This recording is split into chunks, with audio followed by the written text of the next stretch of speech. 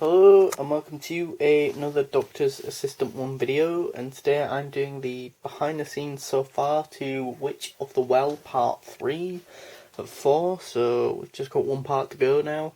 Yeah, I mean, I'll be honest, personally for me, hopefully you guys disagree, I don't know, but I'd say this part and sort of section of the story is probably the weakest. For me personally, I can't remember. I might have done more planning for the first two parts, which probably shows that I haven't really done any planning for this part.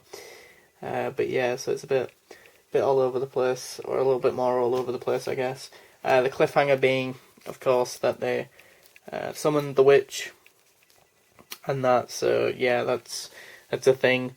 I think originally I didn't know if that would be cliffhanger, like the cliffhanger to part 2 or part 3, but then it makes more sense to have like the reveal of like, oh my god, the people in the village are a cult, and then reveal that they've sort of summoned this horrific witch character back, and that,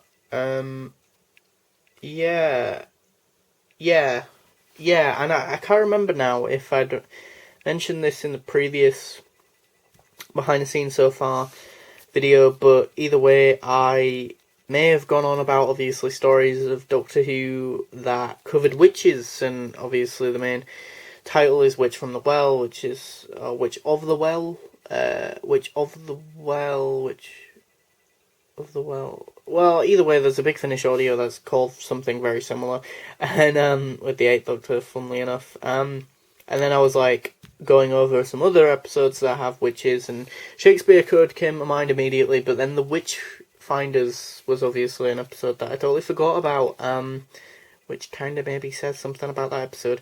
But yeah, yeah, Doctor Who and witches, yeah, this sort of pose is supposed to be like a headlock. Really doesn't look like one, I know. And they're trying to summon, the witch and all that. Yeah, I mean, yeah. Part 4 should be interesting. I'm interested to see how many views part 3 and 2 and 3 get, as opposed to 1 and 4, because usually with my figure adventures, it always seems like the first part of a new sort of story or episode, story, whatever you want to call it, part 1 and the last part, so it could be 4-part story, 5, 6, whatever, they always seem to get the most views, as opposed to all the middle stuff, and that, but yeah, I guess maybe it's just because people are more inclined to click on, oh, it's part 1, ooh, I wonder what this is all about, like curiosity, and then if they like that part, maybe they just skip the middle and then just see, oh, how does it wrap up? How does it conclude? I mean, I guess if you really enjoy a story, ideally, the idea is that you would watch parts 1 through 4, or at least I would hope anyway, and that, and yeah, I think, I can't remember if I'd mentioned this before, but I think this is like the first time I've actually used the Idris action figure in a figure adventures. Likewise with the witch type character. So yeah, so far in this sort of series of figure adventures that started off like with the 8th Doctor action figure, and that with the likes of Rebirth that had the Slitheen. This episode has witches, so one sort of classic retro-y, even though that makes me feel really old saying that about the Slitheen, sort of baddie. Well, actually, no, we've had, can't believe I just forgot Man, which actually was the previous story, and that actually, so we've had Rebirth, which had the Slitheen in the first story, then the Weevils in the second one. Spoiler alert if you haven't watched the previous stories, but I'm assuming you have if you're watching this video, and if you haven't, again, spoiler alert.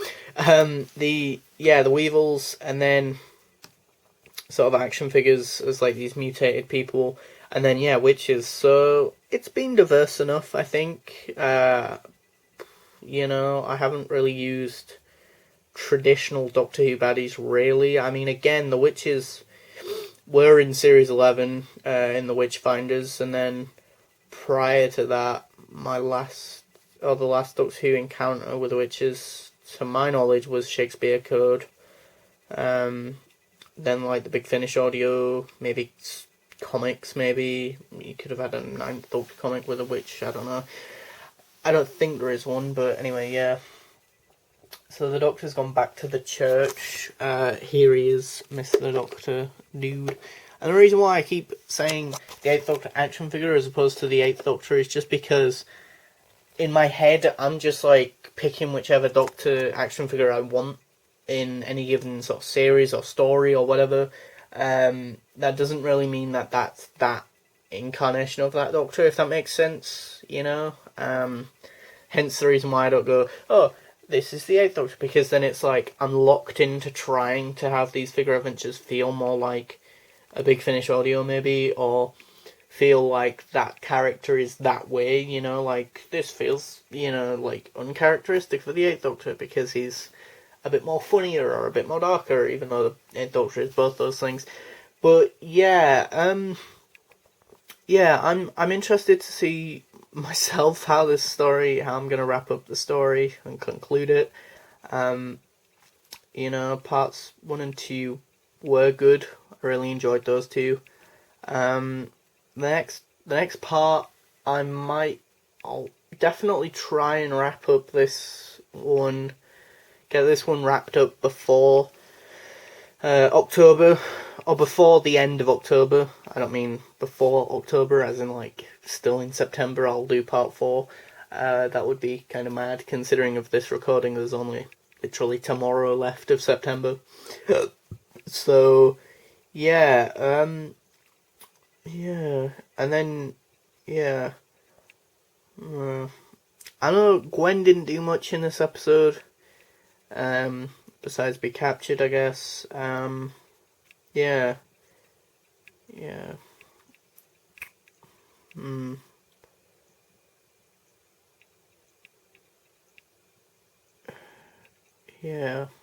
Yeah, this box is kind of really bad now, in so much as like the sides are really like breaking, I think, on that, which is not good because this is like the trusty box of figure adventures, and that I use it for everything really practically. You know, but yeah, just trying to think, you know. Yeah, I mean, I'm looking forward to seeing how people react or what people think of part 4, as well as just the whole story as a whole, because, you know,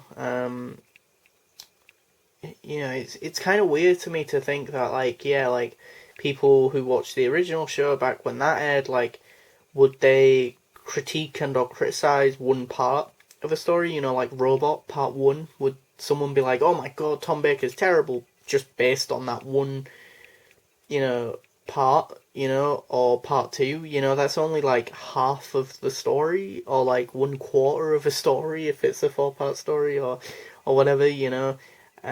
Or would fans wait until the whole 4-part story's done and then be like, you know what, Robot was a decent enough story, you know?